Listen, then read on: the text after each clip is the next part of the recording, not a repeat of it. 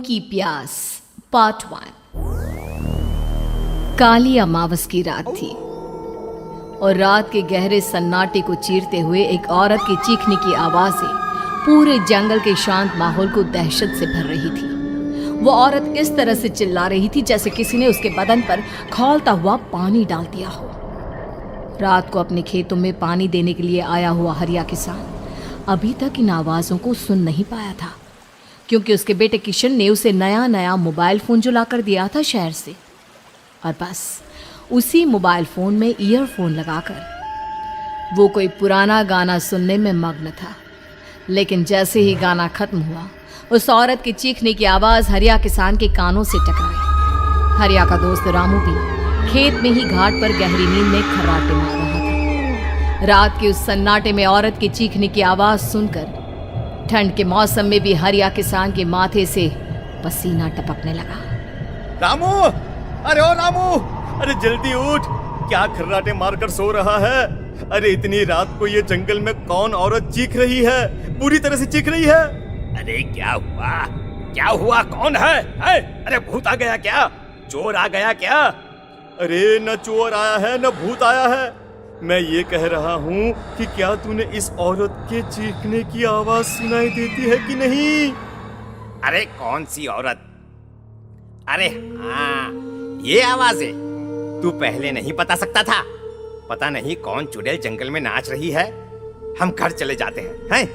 देखता नहीं, मैंने तो कानों में ये लगा रखा था। वो किशन ने लाके दिया ना शहर से, गाने सुन रहा था मैं।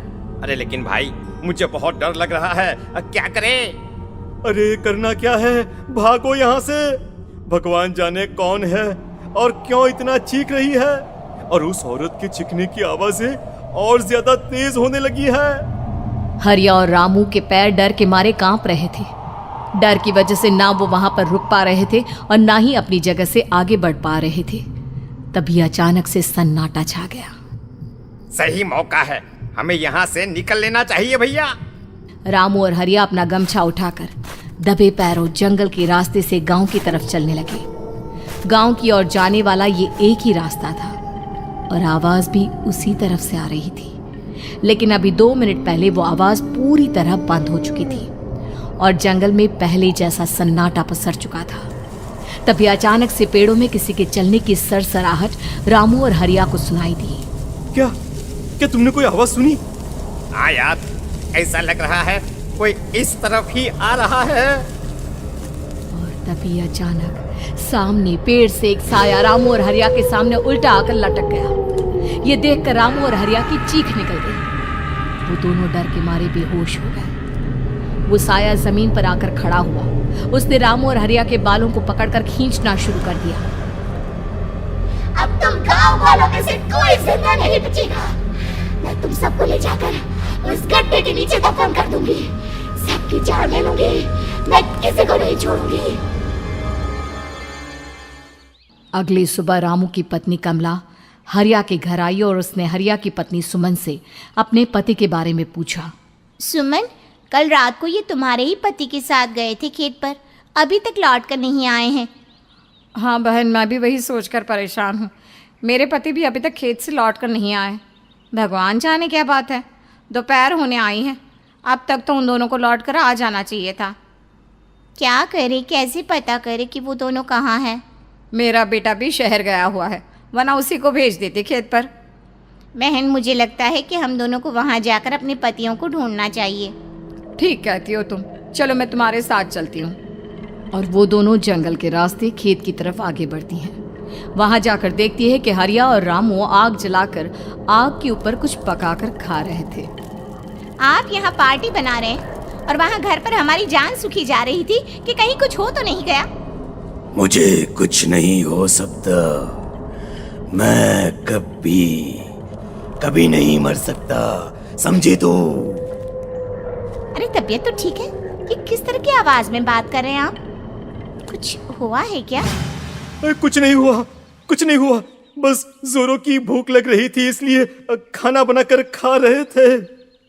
अच्छा, इतनी बदबू आ रही है, ऐसा क्या बनाकर खा रहे हैं आप? जरा हमें भी तो बताइए। अरे भाभी, क्यों परेशान हो रही हैं? मांस पकाकर खा रहे हैं। एक जंगली जानवर कल रात को खेत में आ गया था। हम दोनों ने उसे मार दिया और बस उसी का मांस पक रहा है। आप भी खाइए ना, बहुत बहुत ही स्वादिष्ट है। दिमाग खराब हो गया है क्या आप दोनों का? आप दोनों मांस कब से खाने लगे, और वो भी जंगली जानवर का? चलिए अभी कभी घर चलिए। चलेंगे चलेंगे, लेकिन पहले ये मांस तो खत्म कर ले। कुछ देर बाद रामू और हरिया कमला और सुमन के पीछे पीछे गांव की तरफ चल देते हैं। रामू और हरिया की आंखें पहले जैसी नहीं रही थी, उनमें कुछ बदल गया था। रामू अपनी पत्नी कमला के साथ घर चला जाता है और हरिया अपने घर आ जाता है। देखिए, आपने जो कुछ भी किया मैं उसके लिए आपको माफ़ कर देती हूँ, लेकिन आज के बाद ये रामू के साथ जाकर मांस पकाकर खाया ना, तो इस घर में घुसने नहीं दूंगी आपको। अरे दिमाग मत खराब करो, मैं वहां खाट पर लेटकर गाने सुन रहा हूँ, मुझे परेशान मत करना आप। इतना तमाशा खड़ा कर दिया, दोपहर तक घर लौट कर नहीं आए और अब गाने सुनने। लेकिन हरिया घर के बाहर आंगन में जाकर चुपचाप लेट गया और गाने सुनने लगा। गाने सुनते सुनते हरिया को नींद आ गई।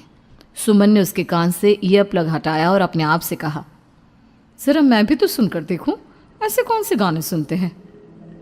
उधर मोबाइल में एक अजीब सा गाना बजने लगा।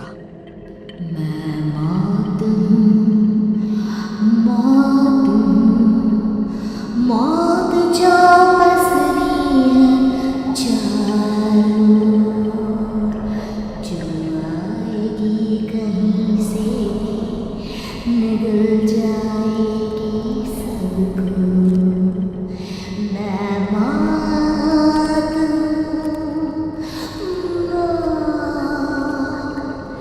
अब मैं छोड़ूंगी नहीं किसी को।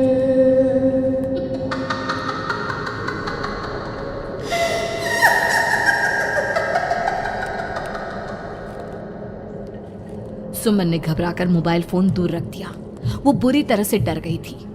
तभी अचानक हरिया अपनी नींद से जागा और गर्दन टेढ़ी करते हुए सुमन के पास आया। क्या क्या कर रही थी? गाने सुन रही थी? वो ये कैसा गाना सुन रहे थे तुम मोबाइल के अंदर? मौत है, मौत। अरे ये सारी बातें छोड़ो और ये बताओ, आज शाम को तुम मेरे साथ खेत चलोगी? लेकिन क्यों? और तुम इस तरह से क्यों बात कर रहे हो? अपनी गर्दन सीधी रखकर बात करो ना। वो मेरी गर्दन में सोते सोते थोड़ा दर्द हो गया है। मेरे साथ आज खेत चलो ना। तुम्हारे साथ पूरी रात रहना चाहता हूँ। कैसी बात कर रहे हैं दिन दहाड़े? जरा भी शर्म नहीं आती क्या? अरे इसमें शर्माने वाली क्या बात है? तुम पत्नी हो मेरी। पूरी रात खेत पर रहता हूँ। मुझे भी तो तुम्हारे पास आने का हक है कि नहीं?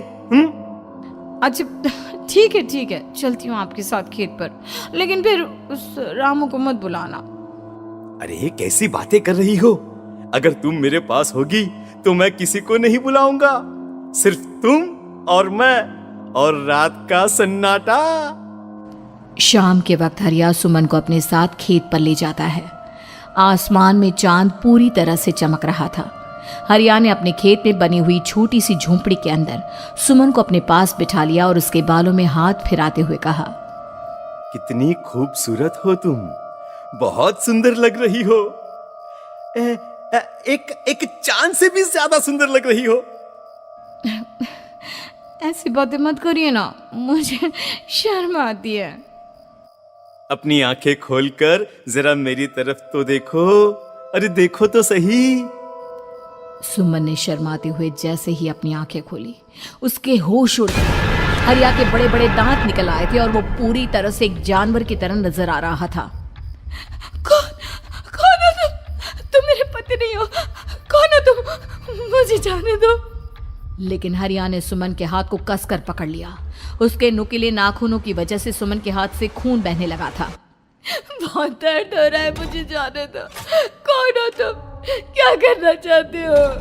वही जो एक आदमी एक औरत के साथ करना चाहता है, और उसके बाद मैं तुम्हें वहीं ले जाऊंगा जहां पर तुम्हारा पति है। क्या मतलब? क्या कहना चाहते हो? कहाँ है मेरा पति?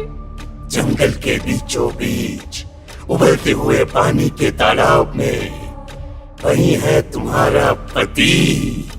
चलो चलो, मैं तुम्हें उससे मिलवा देता हूँ, लेकिन उससे पहले तुम्हें मेरी प्यास बुझानी होगी। और इतना कहकर हरिया सुमन के ऊपर जानवरों की तरह टूट पड़ता है। आखिर कौन था वो जानवर, और क्या सुमन उसके शिकंजे से बचकर निकल पाई? जानने के लिए देखिए इस कहानी का अगला भाग।